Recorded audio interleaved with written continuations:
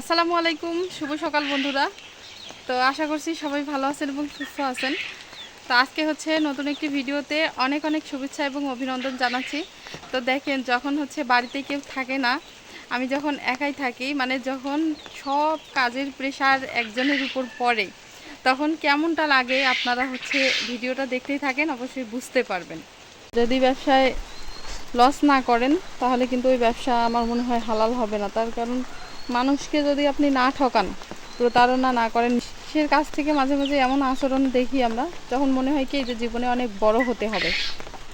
ঠিক আছে, অনেক বড় হতে হবে, ত্যাগ স্বীকার করতে হবে, পরিশ্রম করতে হবে।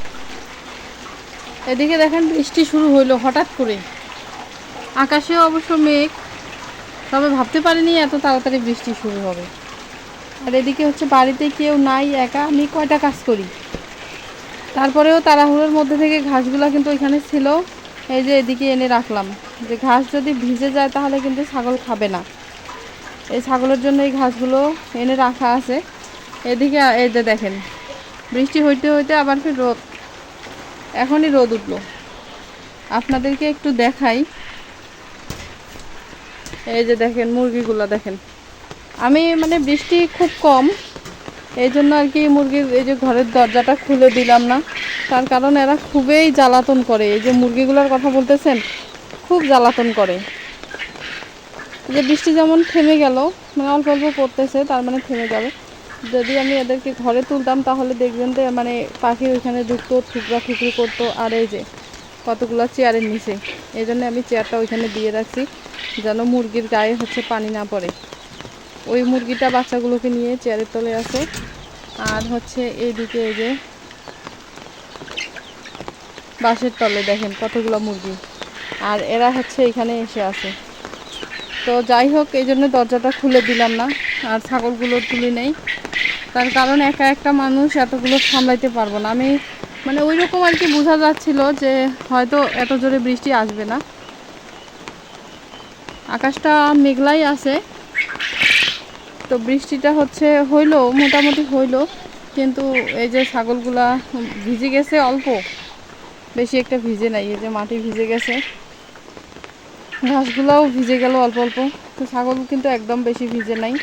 আমি হচ্ছে ঘরে তুলতে চাইলাম, বাট পরে ভাবতেছি যে বৃষ্টিটা যদি এখনই আবার কমে যায়, তখন আমি এই যে এগুলা নিয়ে আবার মুসিবত, মানে বের করা, আবার খাবার দেওয়া, মুরগিগুলো বের করা। মুরগিগুলাই তো আমার মাথাটা নষ্ট করে দেয়, এত বজ্জাত। যদি ঘরে ঢুকে বের হইতে চায় না, পাখিগুলার ওইখানে ঢুকে থাকে, ঠুকরা ঠুকরি করে। এই জন্য আর কি দরজাই খুলে দিইনি। তো যে যেখানটায় আছে ওইখানটায় মানে আছে। যদি আবার বেশি জোরে বৃষ্টি আসতো তাহলে কিন্তু বের করে দেওয়া লাগতো। আর এই যে ছাগলগুলা ঘরে তোলা লাগতো, তারপর হচ্ছে আবার পরবর্তীতে আরও বের করা লাগতো। আর বেশি বৃষ্টি হলে অবশ্য মুরগিগুলো ভিজে যায়, তখন দেখা যাইতো, বাট ওই জন্য আমি আর কি দিলাম না, অল্প বৃষ্টি যেহেতু।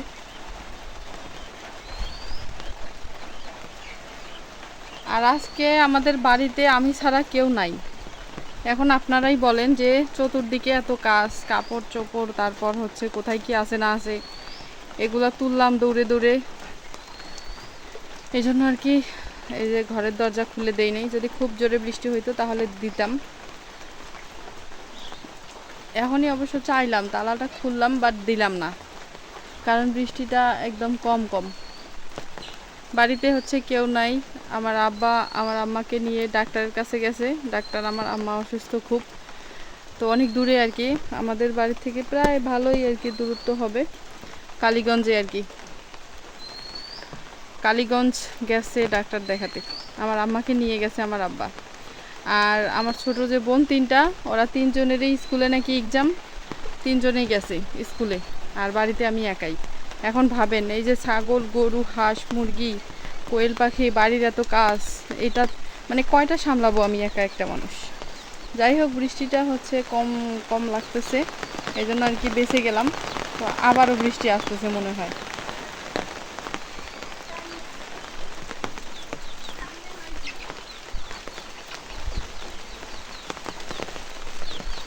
তো বন্ধুরা, সবাই কেমন আছেন? অবশ্যই ভালো আছেন, আশা করছি ভালো আছেন। তো হচ্ছে এইভাবেই আর কি চলছে দিনকাল। আলহামদুলিল্লাহ। মুরগিগুলা কিন্তু ঘরে ঢোকার জন্য খুব চেষ্টা করতেছে, বাট আমি তো দরজা খুলে দিব না, এদেরকে তো আমি ঢুকতে দিব না। একবার যদি ঘরে ঢুকতে পারে তাহলে এই যে এই মুরগিগুলা বের হইতে চায় না। অসভ্য, মাথাটা আমার পাগল করে দেয়। অনেক দিন আগে একজন বলছিল যে ছাগল পালন করলে মাথাটা পাগল হয়ে যায়, আর পাগলে নাকি ছাগল পালন করে।